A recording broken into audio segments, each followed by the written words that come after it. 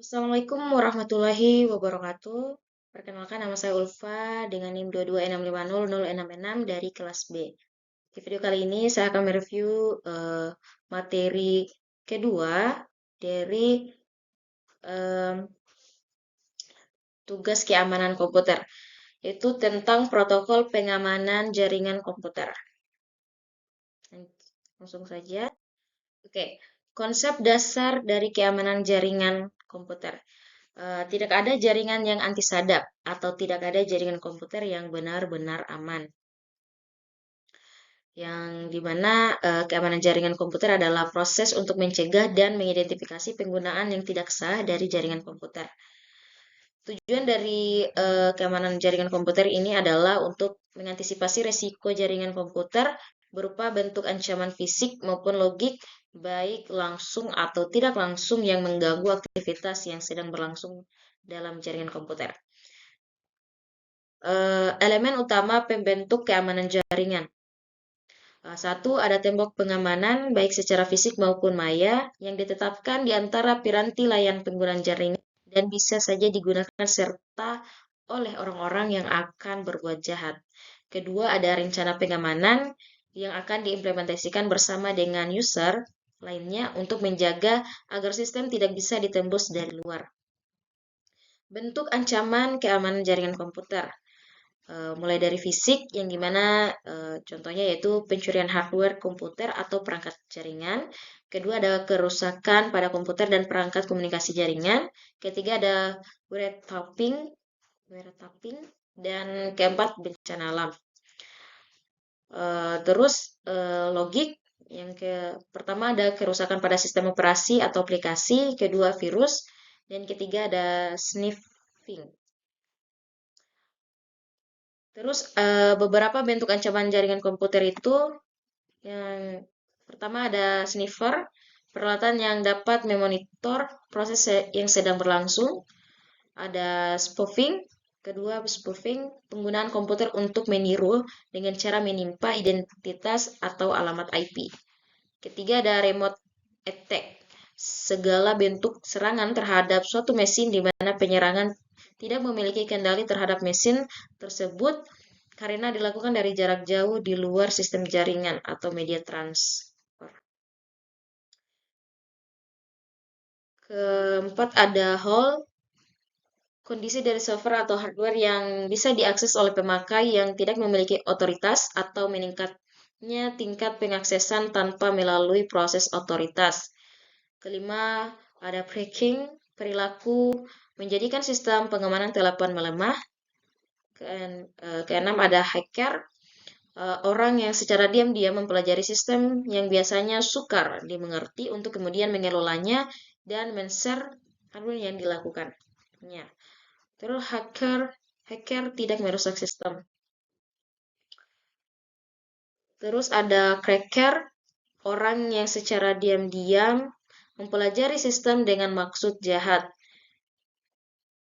Kedua, ada muncul karena sifat dasar manusia yang selalu ingin membangun, salah satunya merusak. Bagaimana ciri-ciri seorang cracker? Oke, ciri-cirinya yaitu bisa membuat program bahasa C, terus bahasa C++ atau Perl, dan memiliki pengetahuan TCP atau IP. Kedua, ada menguasai sistem operasi Unix atau VMS. Ketiga, terhubung ke internet untuk menjalankan aksinya. Keempat, melakukan aksinya pada malam hari dengan alasan waktu yang memungkinkan. Jalur komunikasi tidak padat dan tidak mudah diketahui orang. Cracker faktor yang melakukan serangan karena spite, kecewa atau balas dendam, sport atau pertualangan. Terus ketiga ada profit atau mencari keuntungan dari imbalan orang lain. Terus keempat ada curiosity, mencari perhatian.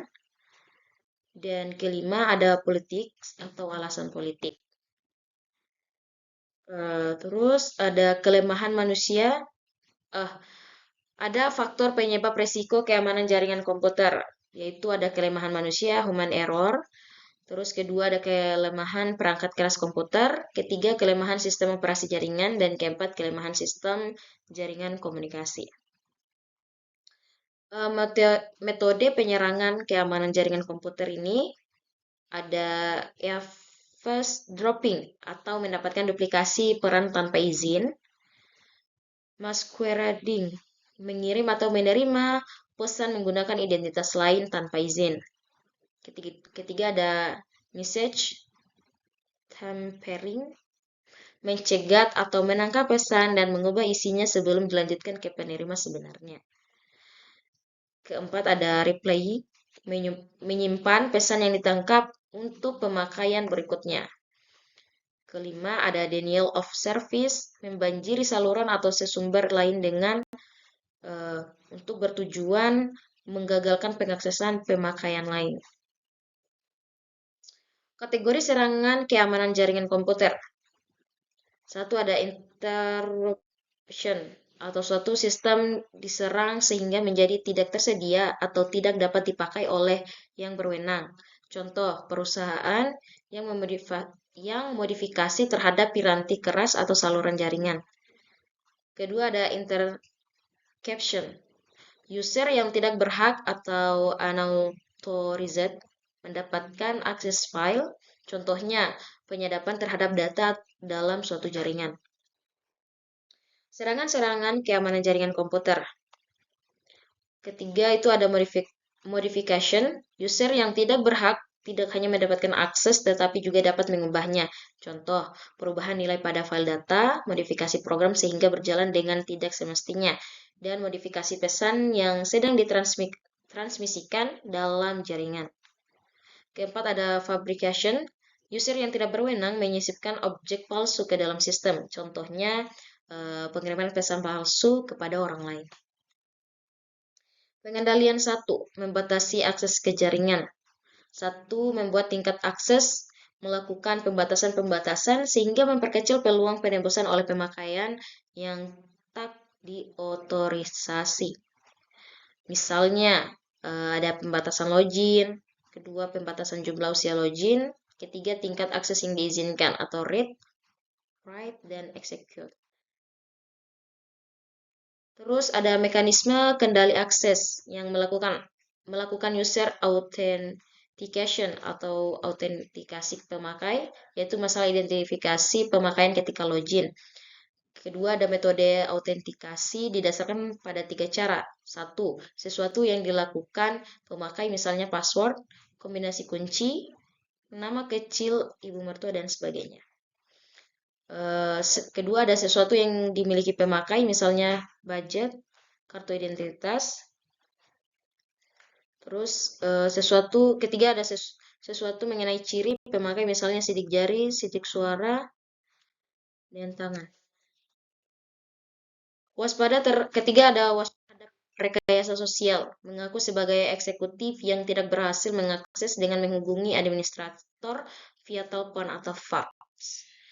Kedua, mengaku sebagai administrator yang mendiagnosa masalah network dengan menghubungi end user via email atau fax atau surat. Ketiga, mengaku sebagai petugas keamanan e-commerce dengan menghubungi customer yang telah bertransaksi untuk mengulangi kembali transferan dari form yang disediakan olehnya. Keempat, ada pencurian surat atau password, penyuapan, dan kekerasan. Keempat, ada membedakan sumber daya internal dan eksternal, yang dimana memanfaatkan teknologi firewall yang memisahkan network internal dengan network eksternal dengan rule tertentu. Kelima, ada sistem autentikasi user, di mana sistem autentikasi user adalah proses penentuan identitas dari seseorang yang sebenarnya diperlukan untuk menjaga keutuhan, integriti, dan keamanan data. Upaya pengamanan proteksi password. Upaya untuk lebih mengamankan proteksi password antara lain, pertama ada salting, menambahkan string pendek ke string password yang diberikan pemakai sehingga mencapai panjang password tersebut. Kedua ada on-time password atau OTP. User harus mengganti password secara teratur. User mendapatkan satu buku berisi daftar password. Setiap kali melakukan login, user menggunakan password berikutnya yang terdapat di daftar password. Ketiga, ada tantangan tanggapan, challenge response. User diberikan kebebasan memilih suatu algoritma, misalnya X⁻3 ketika user login, kemudian menuliskan di ya, ini. Keempat, ada satu daftar panjang pertanyaan dan jawaban. Variasi terhadap password adalah mengharuskan pemakaian memberi satu daftar pertanyaan panjang dan jawabannya. Pertanyaan berikut dapat dipakai misalnya, siapa mertua abang ipar Agus? Apa yang diajarkan Bu Astri waktu SD? Ketiga, ada film animasi apa yang disukai oleh Anda dan pasangan hidup Anda. Pada saat login, komputer memilih salah satu dari pertanyaan-pertanyaan acak, menanyakan ke user dan memeriksa jawaban yang diberikan. Contoh-contoh produk autentikasi user.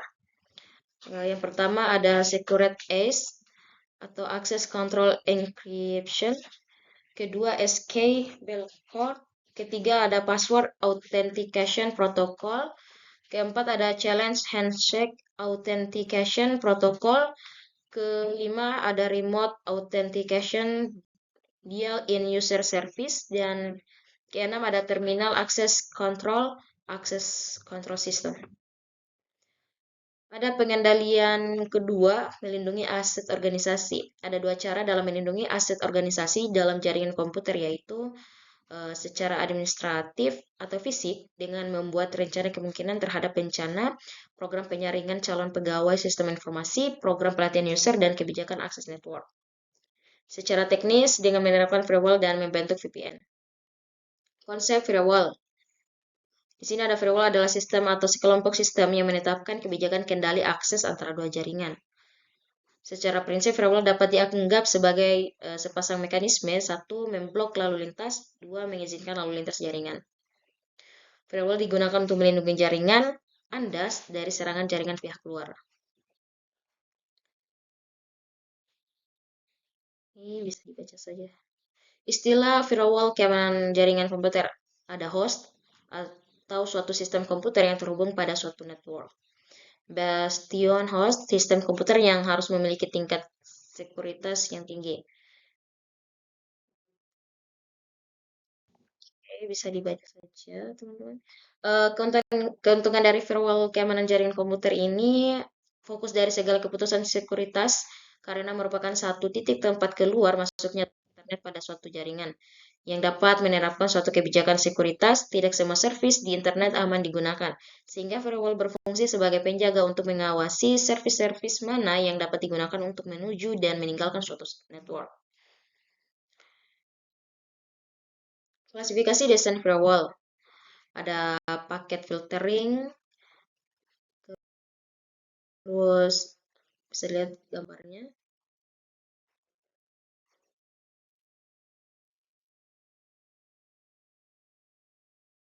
Kedua, ada application level gateway, proxy service.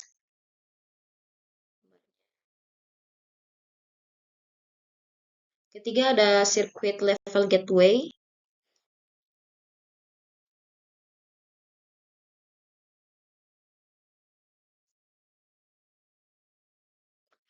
Oke, lanjut ada arsitektur dasar firewall. Yang satu ada arsitektur dual homed host, yang dimana sistem DHG menggunakan sebuah komputer dengan paling sedikit dua network interface, dimana interface pertama dihubungkan dengan jaringan internal dan yang lainnya dengan internet. Kedua ada screened host. Pada topologi CHG, fungsi firewall dilakukan oleh sebuah screening router dan bastion host. Ketiga ada screening subnet, yang dimana firewall dengan arsitektur screening subnet menggunakan dua screening router dan jaringan tengah perimeter network antara kedua router tersebut, dimana ditempatkan pada bastion host. Konsep VPN, Virtual Private Network atau VPN atau jaringan pribadi maya, sama dengan jaringan pribadi atau private network atau VPN pada umumnya, di mana satu jaringan komputer, suatu lembaga atau perusahaan di suatu daerah atau negara terhubung dengan jaringan komputer dari satu grup perusahaan yang sama di daerah atau negara lain. Cara membantu VPN keamanan jaringan komputer ini, satu ada tunneling, yang dimana dibuat dengan suatu tunnel atau lorong di dalam jaringan publik untuk menghubungkan antara jaringan yang satu dan jaringan lain dari suatu grup atau perusahaan yang ingin membangun VPN tersebut.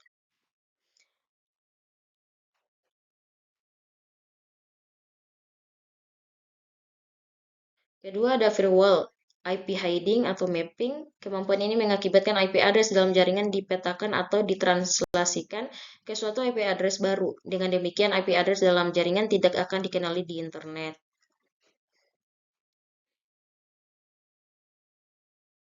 Oke, mungkin itu saja yang bisa saya jelaskan. Lebih dan kurangnya mohon dimaafkan. Assalamualaikum warahmatullahi wabarakatuh.